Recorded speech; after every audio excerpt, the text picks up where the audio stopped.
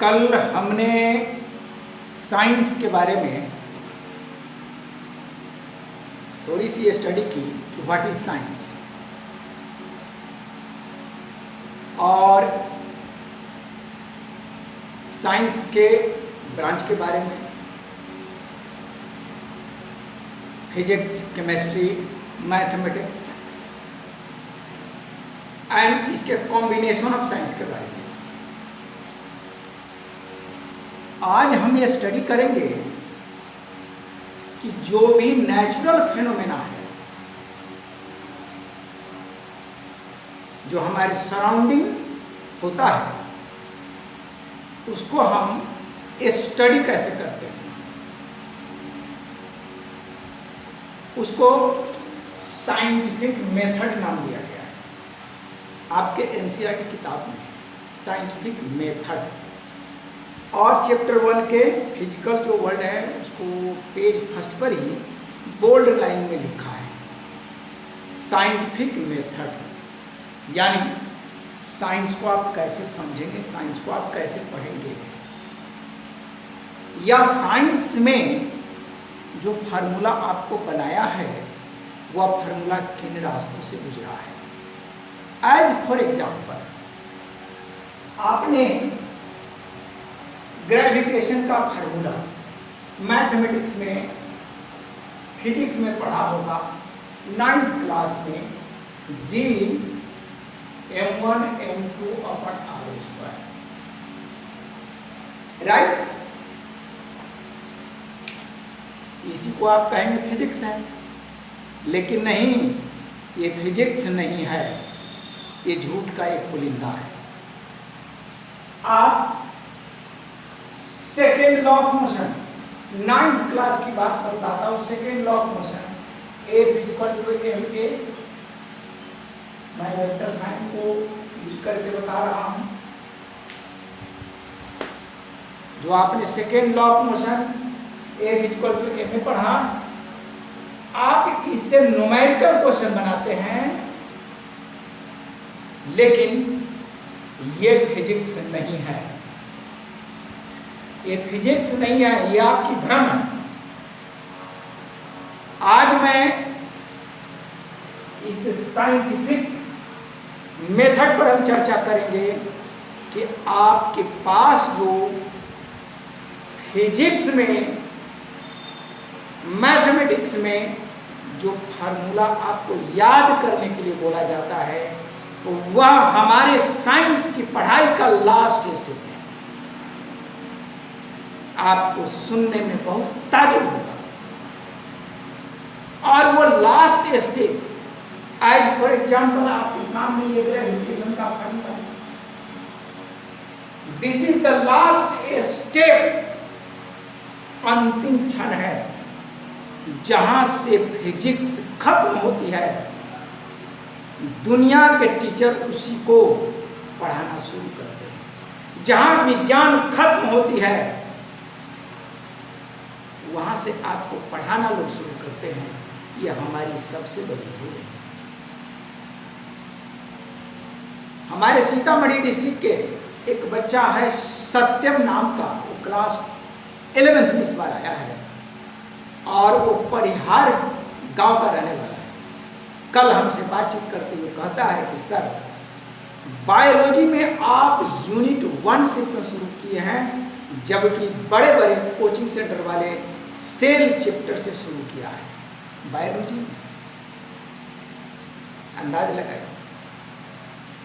कल मैं भी फिजिक्स के इसी चैप्टर में, इसी लेक्चर में बताया था कि फिजिकल वर्ल्ड को कोई टीचर नहीं पढ़ाता है। क्यों नहीं पढ़ाता? इसके बारे में मैं लेक्चर नंबर 1 में डाला है। वो जानता है इस बात को कि अगर ये चैप्टर हम पढ़ाएं तो बच्चों को समझ में नहीं आएगा और बच्चा भाग जाएगा।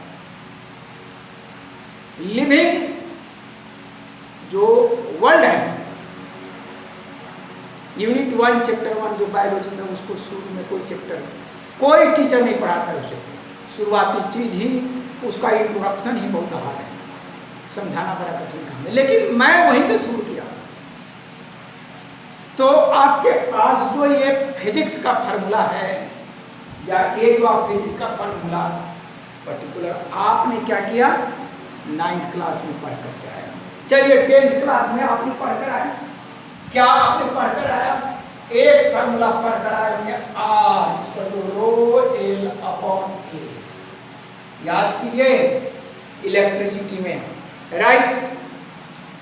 आप मिरर का formula 1 upon V plus 1 upon U equal to 1 upon A, 1 upon V minus 1 upon U equal to 1 upon A. जो आपको ये फिजिक्स में फार्मूला पढ़ाई जाती है, ये फिजिक्स का अंतिम पार्ट है, लास्ट पार्ट है, जहां से फिजिक्स समाप्त होता है, जहां से फिजिक्स समाप्त होता है वहीं से आपको पढ़ाना लोग शुरू कर दिया। आज मैं इस साइंटिफिक मेथड जो टॉपिक है, इस टॉपिक के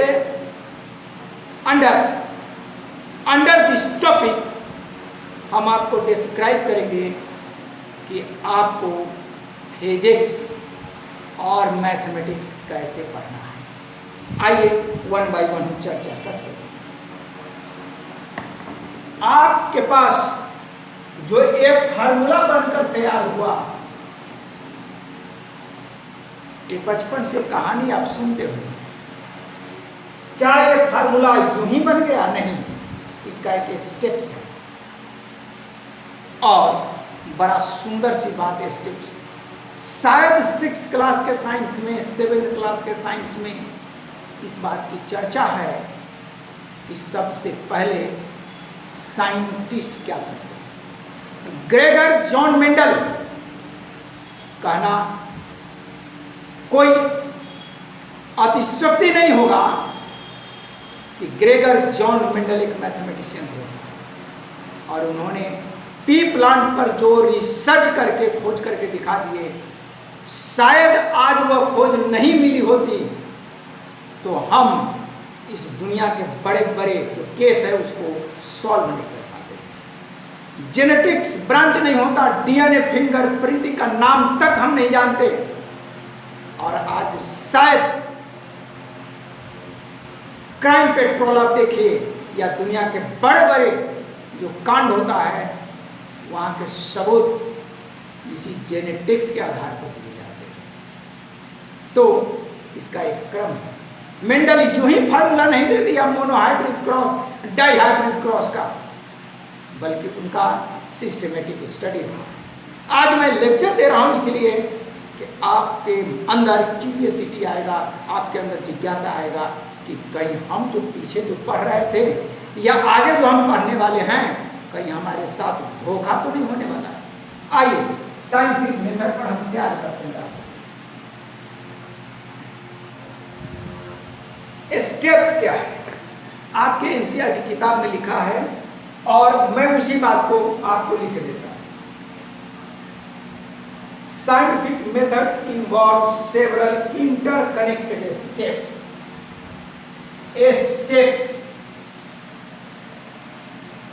स्टेप्स है, और ये स्टेप्स क्या है?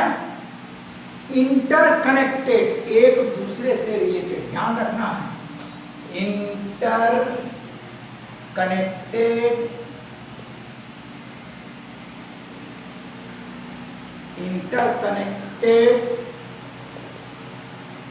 स्टेप्स, इंटरकनेक्टेड स्टेप्स, यानी कहने का मतलब है कि एक स्टेप दूसरे स्टेप से कनेक्टेड है। फर्स्ट इसमें स्टेप है, इस बात को समझिए। First step systematic observation, systematic observation, good systematic observations. पहले लिख देता हूं, समझाऊंगा बाद में। 2 systematic observation, controlled experiment, controlled experiments, controlled experiments. Third आपका है qualitative,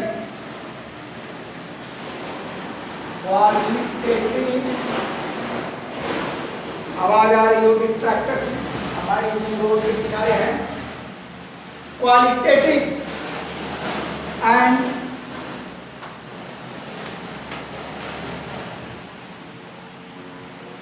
quantitative and quantitative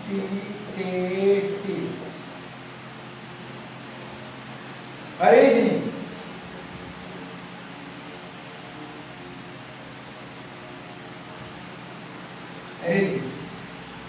step number 4, mathematical modelling. Mathematical modelling.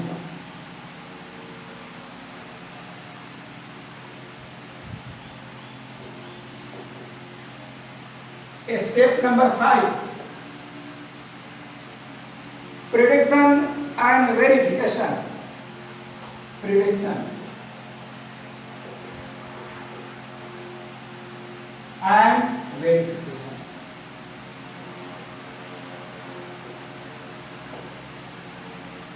आपके फिजिक्स में, मैथमेटिक्स में जो फार्मूला दिया हुआ है वह यूं ही नहीं दे दिया। खास तौर में 6th class, 7th class, 8th class के मैथमेटिक्स में देखेंगे। शायद 6 से 12 क्लास तक के मैथमेटिक्स में ये 3 क्लास का मैथमेटिक्स 6, 7 और 8 ये स्मार्ट मैथमेटिक्स है। यही आपके बेस को स्ट्रॉन्ग करता है। पता नहीं कई स्कूल वाले, हम स्कूल वाले का नाम भी लेना चाहते हैं। जीडी गोयनका वसंत कुंज में सबसे फेमस स्कूल है। एनसीईआरटी किताब 9th क्लास से पढ़ाता है मैथमेटिक्स। डीएवी स्कूल पूरे ऑल ओवर इंडिया में है। वह मैथमेटिक्स और साइंस एनसीईआरटी किताब वह 9th क्लास से शुरू करता है। And there are so many number of such type of schools in our country. जबकि 6th class, 7th class, 8th class, 6 to 8। Particular मैं एनसीईआरटी मैथ की बात बता रहा हूं। एनसीईआरटी मैथ स्मार्ट मैथ्स है। इस मैथ्स के मुकाबला कोई प्राइवेट किताब नहीं दे सकता है। इस 7-8 क्लास में थिंक, डिस्कस एंड राइट, ये जो टॉपिक दिया गया गजब का टॉपिक है और इसका एक्सप्लेनेशन मैं करता हूं। मैं ऐसे लोअर क्लास के मैथमेटिक्स का वीडियो नहीं डालना चाह रहा था, लेकिन इस बार मैंने सोचा है कि 6th क्लास से और 8th क्लास के मैथमेटिक्स का वीडियो मैं डालूं, जिससे मैं ये दिखा सकूं कि इस 3 क्लास का मैथमेटिक्स कितना सुंदर है। 9th और 10th क्लास में कुछ एक्टिविटी दे करके बतलाया है और 11th और 12th क्लास के मैथमेटिक्स में कोई जान नहीं हमारी सुन। तो आइए चर्चा करते हैं कि आपके पास जो फार्मूला बनकर तैयार है, हम छोटी सी फार्मूला की बात आपको करते हैं। F = G m1 m2 upon r², right. ये फार्मूला आपने देखा होगा 9th क्लास में। आपने ग्रेगर जॉन मेंडल का जो मोनोहाइब्रिड क्रॉस है, मोनोहाइब्रिड, हाइब्रिड, डाइहाइब्रिड क्रॉस ए या 1/v + 1/u = 1/a। हम यही आपके या r = ρl/a, ये जो आपके फार्मूले हैं, ये फार्मूला है। इस फार्मूला पर ही मैं विचार करके बातों को समझाना चाहता हूं। क्या ये फार्मूला ऐसे ही आ गया है?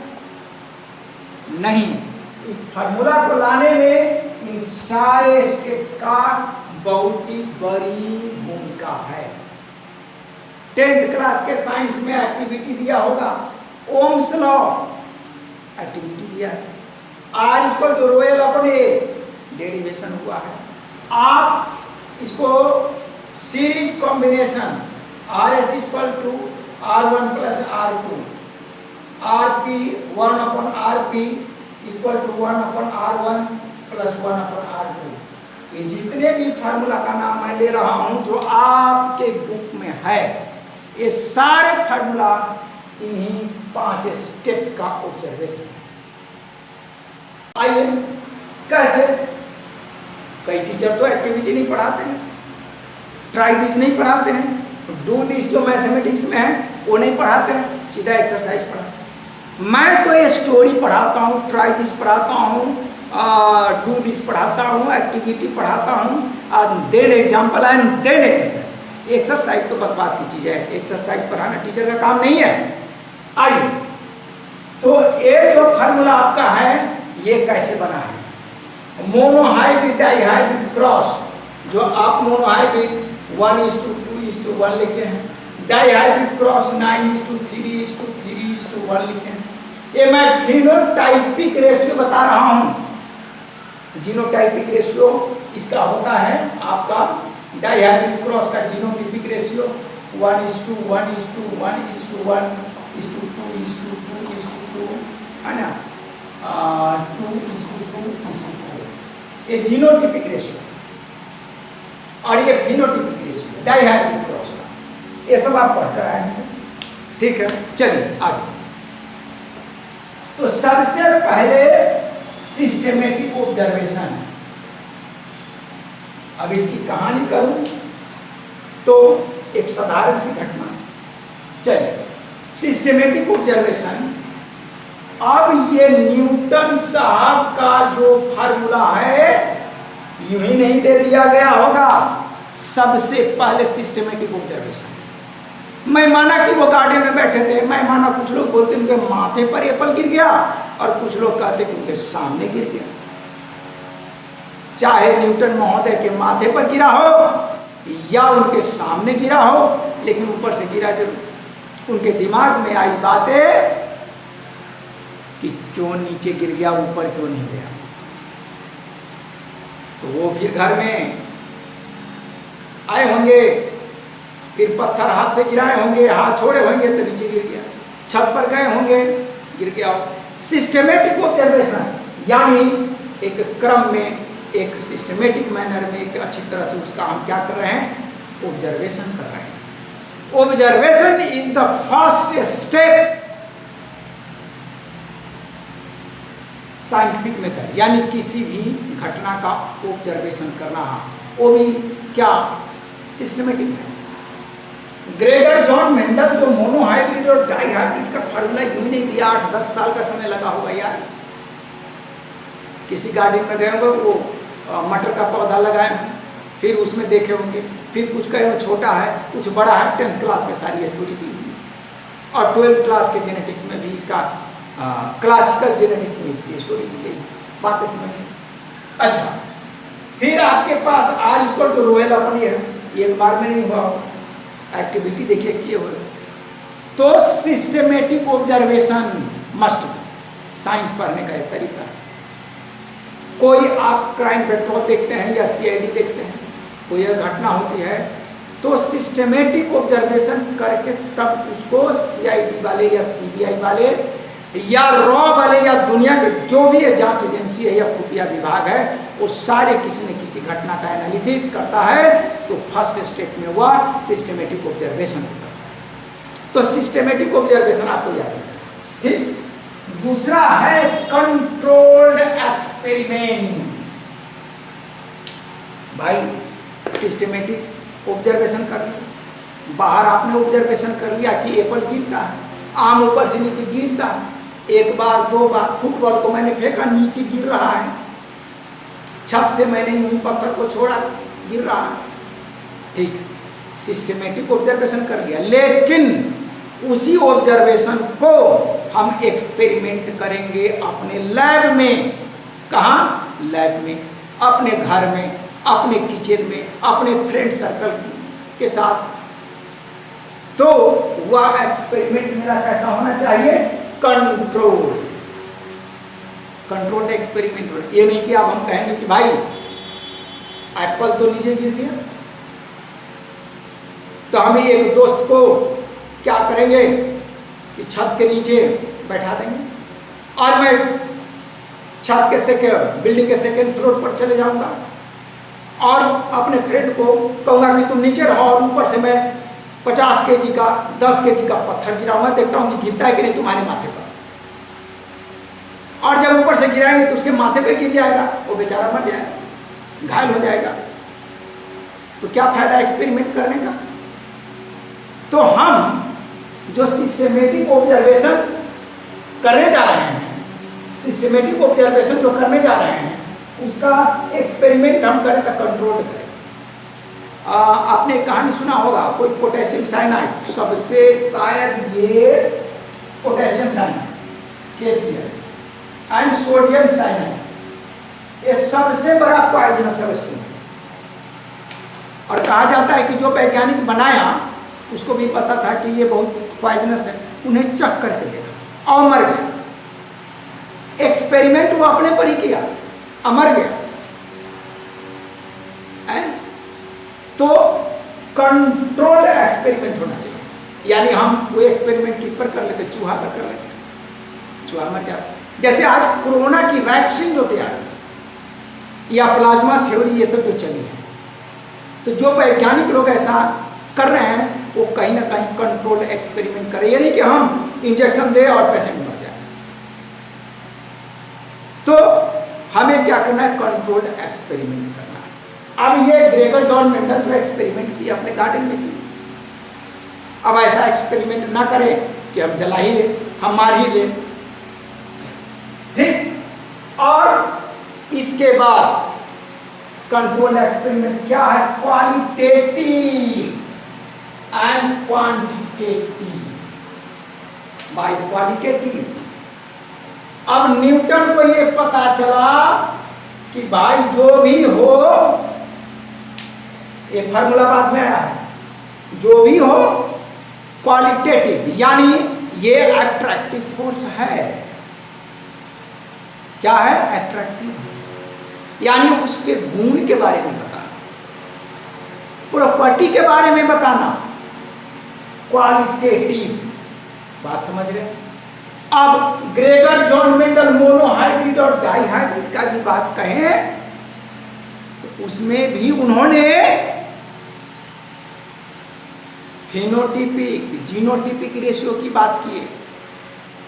क्वालिटेटिव, किसको क्रॉस कराएंगे तो क्या मिलेगा? क्वालिटेटिव। बात समझिए। ये आप देखिए, R = ρl अपन A, इसमें ये पता चल गया कि रेजिस्टेंस किसी वायर का वह लेंथ और क्रॉस सेक्शन एरिया पर डिपेंड करता है। यानी गुण की बात है, प्रॉपर्टी की बात है, प्रॉपर्टी की बात है वह क्वालिटेटिव। और क्वालिटेटिव के बाद अब क्या लिखा उन्होंने? क्वांटिटेटिव, यानी अमाउंट, मात्रा। न्यूटन ने सोचा होगा कि भाई अगर फोर्स ऑफ अट्रैक्शन है और all celestial bodies attract to each other by a force, that is called gravitational force, तो वो ग्रेविटेशनल फोर्स का पावर यानी शक्ति, खींचने की क्षमता, यानी ए स्ट्रेंथ, ये क्वालिटेटिव है, ये क्वालिटेटिव है, ये क्वांटिटी है। क्वांटिटेटिव यानी मात्रा को बदलाता है। आप फार्मूला से देखिए, ये फोर्स ऑफ अट्रैक्शन है, तो ये फोर्स ऑफ अट्रैक्शन किन किन बातों पर डिपेंड करता है? कितना होगा? ये जो रेजिस्टेंस R = ρl/A लिखे, लेंथ बढ़ाएंगे रेजिस्टेंस बढ़ जाएगा, क्रॉस सेक्शन एरिया घटाएंगे तो क्या होगा, हमारा रेजिस्टेंस फिर बढ़ जाएगा। क्रॉस सेक्शन एरिया बढ़ाएंगे तो हमारा रेजिस्टेंस घट जाएगा। ये आपको पढ़ाया गया होगा 10th क्लास में। सो अब बात क्वालिटेटिव के साथ साथ क्वांटिटेटिव पर भी आई, और ये रीजनिंग आपस में बातें करना है, सोचना है कि घटनाएं घटी। अब लास्ट में क्या दिया, मैथमेटिकल मॉडलिंग। वाह, जब क्वालिटेटिव क्वांटिटेटिव बात आ गई तब उसको मैथ्स में डालना शुरू किया, यानी फार्मूला बनाना शुरू किया। जो आप ये फार्मूला देख रहे हैं F equal to G M1 M2 upon R square, this is the mathematical modelling. आप थेल्स फार्मूला पढ़ते हैं, बीपीटी थ्योरम पढ़ते हैं, उसमें एक्टिविटी जो दी गई है उस एक्टिविटी के आधार पर थ्योरम बना, तो वह एक्टिविटी क्या है, एक्सपेरिमेंट, और उसके आधार पर जो स्टेटमेंट बनाएंगे वो मैथमेटिकल मॉडलिंग है। तो ये मैथमेटिकल मॉडलिंग, यानी आप फार्मूला के पास पहुंच रहे हैं। कहां पहुंच रहे हैं, फार्मूला के पास। मैथमेटिकल मॉडलिंग ही तो है ये डाइहाइब्रिड क्रॉस। क्या है, मैथमेटिकल मॉडलिंग है 9:3:3:1। ये मोनोहाइब्रिड क्रॉस का ये फिनोटिपिक रेशियो 1:2:1, ये मैथमेटिकल मॉडलिंग है। आपने सीरीज कॉम्बिनेशन में RS equal to R1 plus R2 ये इलेक्ट्रिसिटी चैप्टर में पढ़ा होगा। ये मैथमेटिकल मॉडलिंग है जिसको आप फार्मूला करें, यानी मैथमेटिकल मॉडलिंग। अब हमारा लास्ट स्टेप है साइंस पढ़ना और prediction and verification. Mathematical modelling के बाद तब लास्ट में हम उसको चेक करते हैं कि क्या ये सही है या गलत है, जिसको वेरिफिकेशन करते हैं।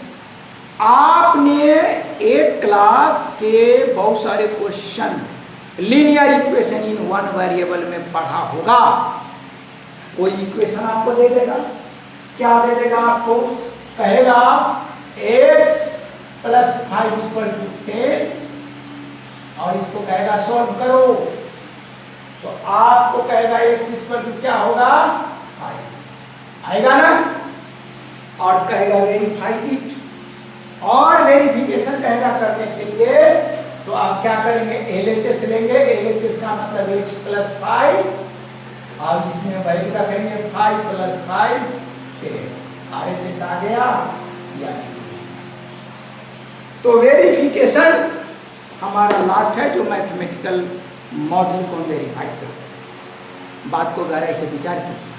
आज हम ये लेक्चर आपको दिए हैं, ये सीक्वेंस में हम साइंस को पढ़ते हैं, इसी सीक्वेंस में हम सारी बात को जानते हैं। तो NCERT बुक का आप एनालिसिस करके पढ़िए, बड़ा मज़ेदार है। और भी मैं इस टॉपिक पर पढ़ाऊँगा, ये चैप्टर और भी पढ़ाऊँगा, आगे पढ़ाऊँगा। आधे घंटे का वीडियो मैं बराबर इस पर डालूँगा, ठीक है। तो आप एक एक पॉइंट को बड़ी अच्छी तरीके से पढ़िए कि क्या है नहीं। धन्यवाद।